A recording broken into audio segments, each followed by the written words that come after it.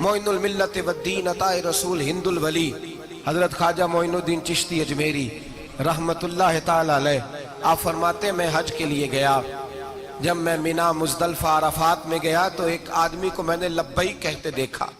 अकीदा मुसलमान का कि मेरा रब एक है, मेरा रब एक है, मेरा रब एक है, मेरा मालिक एक है, वहदहू ला शरीक, एक है मेरा अल्लाह।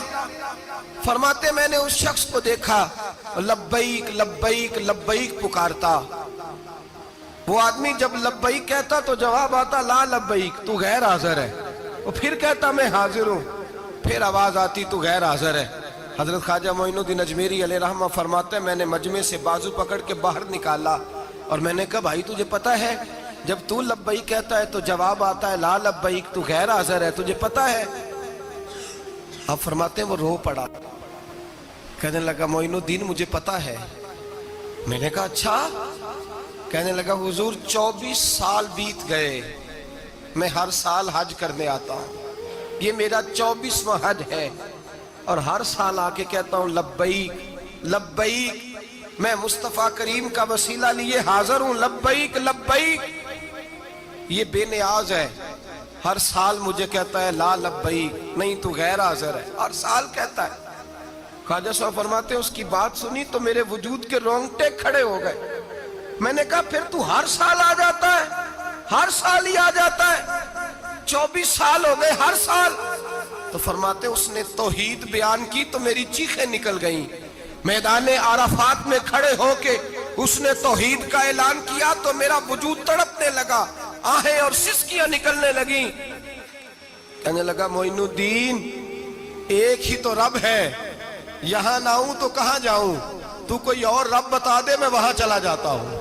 जब है ही एक, आना ही इसके दरवाजे पे, रखे तब भी ठीक है, न रखे तब भी इसकी बेनियाजी है यही, कहां जाऊं, किसके दरवाजे पे झुकूं, यही मेरा मालिक, यही मेरा खालिक, यही मेरा राज़िक।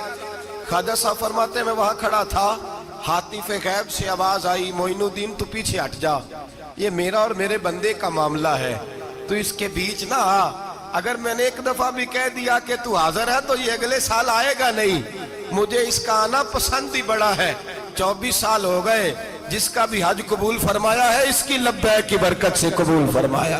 तो भाई याद रखें और समझें, तौहीद ये है कि मैं तेरा हूँ, ऐ अल्लाह मैं मालिक मैं तेरा हूँ, मैं किधर जाऊँ। मेरे आला हजरत फाज़िल बरेलवी रहमतुल्लाह अलैह के वालिद गिरामी बड़ी खूबसूरत बात फरमाते मुझे दुआ मांगने का तरीका मेरी बीवी ने सिखाया है। हजरत किस तरह? फरमाने लगे एक दिन मुझे उसने कोई काम कहा, कोई ज़रूरत घर की बताई, तो मैंने कहा मेरे पास पैसे नहीं है, कुछ दिनों में दे दूंगा। औरतों का मिजाज होता है, घर के काम उन्होंने बताने होते। फिर 2-4 दिन के बाद कहने लगी हजरत वो एक काम कहा था। आप फरमाने लगी अभी जेब में पैसे नहीं है, जरा आते हैं तो कुछ कर देता हूँ। 2-4 दिन के बाद फिर अर्ज करती हूँ हुजूर वो मैंने कुछ गुजारिश की थी। आप फरमाते मुझे गुस्सा आया, नाराज हुआ।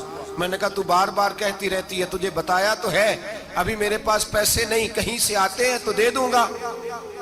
फरमाते जब मैंने झिड़का तो वो भली मानस रो पड़ी और रो करके उसने लफ्ज कहे तो मुझे रब करीम की तौहीद सिखा गई और मुझे अल्लाह से मांगने का तरीका बतला गई। रो के कहने लगी हुजूर आप ही तो मेरे खामद हैं, बताइए आपसे ना कहूं तो मैं किससे जाके कहूं, कौन है मेरा और मैं किससे जाके कहूं, किससे जाके मैं कहूं कि मेरा ये गम बांट दिया जाए। आप फरमाते उसने बात कही तो मैं रोने लगा। मुझे कहने लगी हुजूर क्या हुआ, आप रो पड़े?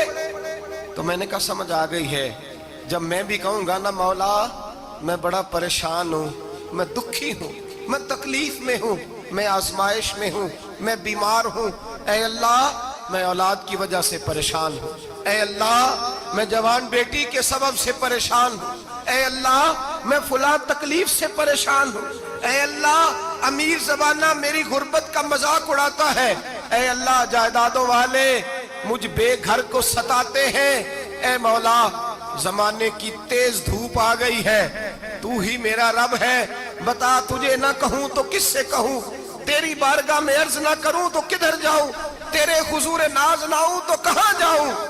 फरमाते हैं जब मैं यूं रो के दुआ करूंगा تو عرش کا مالک یقیناً دروازے کھول کے فرمائے گا میرا بندہ جو مانگتا ہے اسے فوراً عطا فرما دو، جو کہتا ہے اسے دے دو۔ بھائی تو اللہ کی بارگاہ میں جھکے گا، جب تو اللہ کے توحید کا تجھے رزلٹ یہ ملے گا کہ جگہ جگہ جھکنے سے تو بچ جائے۔ دوسرا فائدہ توحید کا یہ ہوتا ہے کہ عالمگیر سوچ پیدا ہوتی ہے۔ عالمگیر توحید باری تعالیٰ کا معنی یہ ہے کہ ساری کائنات کو رب نے پیدا فرمایا ہے۔ نبی پاک نے فرمایا الخلق وعیال اللہ فاحب الخلق الی اللہ ما احسن الی عیالہ، ساری مخلوق اللہ کا خاندان ہے، اور اللہ اس بندے سے محبت کرتا ہے جو اس کی مخلوق سے پیار کرتا ہے۔ یہ سوچ پیدا ہوگی، سوچ۔ جب تو اللہ تبارک و تعالیٰ کی توحید کو مانے گا تو پھر تیری توجہ جائے گی کہ تیرے نبی پاک نے فرمایا ہے سارے انسانوں کو اللہ نے بنایا ہے، کوئی اجمی نہیں، کوئی عربی نہیں، کوئی گورا نہیں، کوئی کالا نہیں، کوئی اونچا نہیں، کوئی نیچا نہیں، کوئی غریب نہیں، کوئی امیر نہیں، ایک ہی صف میں کھڑے ہو گئے محمود و ایاز، نہ کوئی بندہ رہا نہ کوئی بندہ نواز، بنداؤ صاحبو محتاج و غنی ایک ہوئے، اور تیری سرکار میں پہنچے تو سبھی ایک ہوئے۔ فرمایا جب تو اللہ کو مانے گا پھر اللہ کی ساری مخلوق سے تو پیار کرے گا، اور پھر تو بندوں کی طرف سے بے نیاز ہو جائے گا۔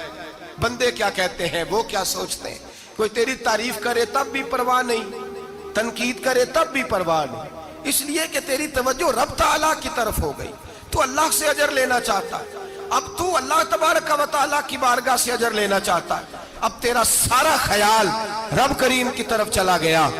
اب تو یہی کہے گا کہ بس میرا رب راضی ہونا چاہیے۔ تو مخلوق سے پیار کرے گا، تو چھوٹے چھوٹے لوگوں سے محبت کرے گا، تو اشک شوئی کرے گا، غریب پروری کرے گا، اس لیے کہ تو سمجھتا ہے ساری مخلوق اللہ تبارک و تعالیٰ کی پیدا کردہ ہے، میں نے پیار کرنا۔